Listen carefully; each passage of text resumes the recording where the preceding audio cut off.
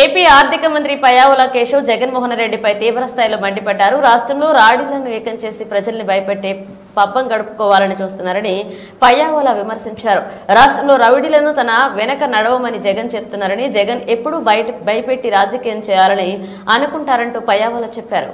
ప్రజల మీద ఫ్రస్ట్రేషన్, మీకు ప్రభుత్వం మీద తిరుగుబాటు కాదు, మీరు ప్రజల మీదే తిరుగుబాటు. ఎవరిని నరుకుతారు మీరు? ప్రజలనా? ప్రజాస్వామ్యాన్న? ఎవరిని? ఓటమి నుంచి మీరు అసలు ఓటమిని అర్థం చేసుకున్నట్లు లేరు మీరు ఇంతవరకు. మీలో ఎక్కడా కూడా మార్పు కనపడడం లేదు. ఒక రాజకీయ నాయకుడు ఓటమి తర్వాత సమీక్ష, అంతర్మదనం జరుగుతుంది, సమీక్ష జరుగుతుంది, ఎన్నో మార్పులు వస్తాయి.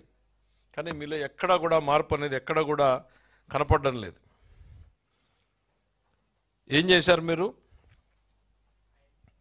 తెనాలికి వెళ్ళి మీరు పరామర్శించింది ఎవరిని? 9 కేసులు 10 కేసులు ఉన్నటువంటి రౌడీ షీటర్లని. అవి ఏమన్నా మేము పెట్టామా? మీ గవర్నమెంట్లో మీరున్నటువంటి టైంలో మీరు పెట్టినటువంటి కేసులే కదా. ఏం మెసేజ్ ఇచ్చారు సమాజానికి? దాని తర్వాత పొదిల్లో రైతుల పేరు చెప్పి మీరు చేసినటువంటి అరాచకం ఏంటి? మహిళల మీద మీరు సృష్టించినటువంటి తీవ్రమైనటువంటి దాడులు ఏ రకంగా ఉన్నాయి? ఇక నిన్నటికి నిన్న నాగమల్లేశ్వరరావు గారి పేరు మీద చనిపోయిన సంవత్సరం తర్వాత విగ్రహ ప్రతిష్ఠ కోసం మీరు ఏదో వచ్చామని చెప్పి 2 చనిపోయారు మీ పార్టీ వాళ్ళు. కనీసం బండాపి నిలబడి వాళ్ళ పరిస్థితి ఏందని పలకరించావా? కర్కశ హృదయం మీది. ఒక్క సెకండ్ కూడా ఎవరు మీ వాళ్ళు ఆపలా. అతను కింద పడితే ఎత్తి అతను ఆడ రోడ్ డివైడర్ మీద పడేసి వెళ్ళిపోయారు. మళ్ళీ మా ప్రభుత్వం అతను 108 సర్వీసెస్ పంపించి హాస్పిటల్కి చేర్చింది, కానీ ప్రాణం పోయింది. 2 ప్రాణం పోతే కనీసం వాళ్ళని ఏంటి అనేటువంటి పరామర్శించేటువంటి ఓపిక లేదు. కానీ సంవత్సర క్రితం చనిపోయినటువంటి అదేంటి మళ్ళీ మా పాపం అంట. పోలీసులు బెదిరించారంట. ఎవరయ్యా గవర్నమెంట్లో ఉన్నది ఆ రోజున?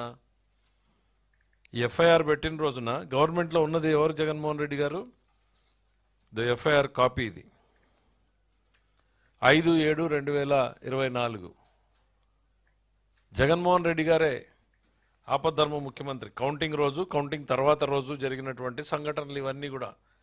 బెట్టింగ్ కట్టాడు, బెట్టింగ్లో డబ్బులు ఊర్లో వాళ్ళందరూ వచ్చి ఆయన మీద తిరుగుబాటు ఏదో చేస్తే ఒకరు మీద ఒకరు పోయి పోలీస్ స్టేషన్లో కంప్లైంట్లు ఇచ్చుకున్నారు. మీ ప్రభుత్వంలో నువ్వు ముఖ్యమంత్రిగా ఉండగా జరిగినటువంటి సంఘటనలకి మేం బాధ్యులమా? మాకేం సంబంధం?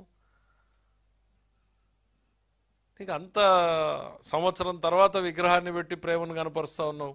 మరి సొంత బాబాయ్ కుటుంబాన్ని పరామర్శించలేకపోయావు. 5 ఏళ్ళు 6 ఏళ్ళు అయిపోయినా బాబాయ్కి కూడా ఓ విగ్రహాన్ని పెట్టించుండొచ్చు కదా.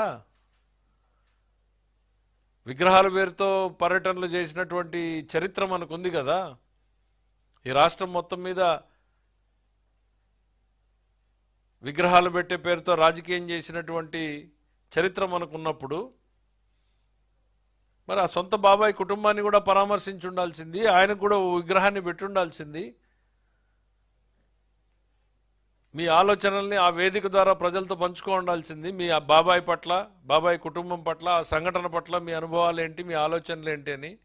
ఈరోజు నాగమల్లేశ్వరరావు గారు వేదిక మీదకి వెళ్ళి కులాల ప్రస్తావన ఎందుకండి? ఒక ముఖ్యమంత్రిగా ఉన్నప్పుడు మీరు అట్లే చేశారు. మాజీ ముఖ్యమంత్రిగా ఉన్నప్పుడైనా మీరు మారుతారనుకుంటే ఇప్పుడు అట్లానే మారుతా ఉన్నారు. నాని అమాయకుడు, వంశీ అమాయకుడు, జోగి రమేష్ అమాయకుడు, తన పిఏ ధనంజయ రెడ్డి అమాయకుడు, నాగేశ్వర కేఎన్ఆర్ అతను అమాయకుడు, చెవిరెడ్డి భాస్కర్ రెడ్డి అసలు నోట్లో నాలుక లేని వ్యక్తి అమాయకుడు.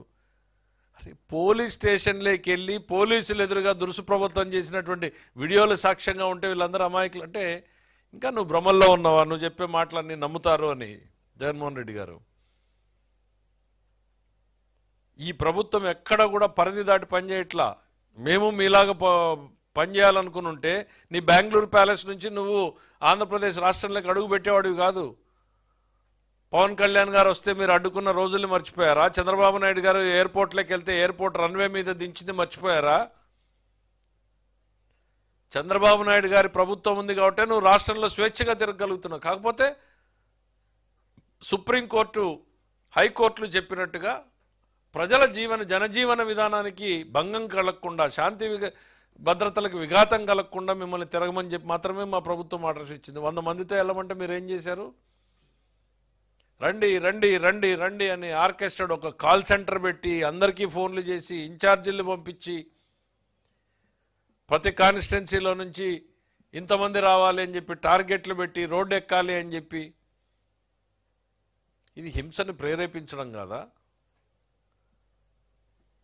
కొమ్మినేని శ్రీనివాస్ గారు అమాయకుడు, ఆయనకి ఏం తెలుసు? ఆయనకి ఒక్కసారి ఆ సంఘటన మొత్తం ఇంట్లో ఉన్నటువంటి ఆడబిడ్డలను అడగండి జగన్మోహన్ రెడ్డి గారు, దాన్ని సమర్థిస్తారేమో.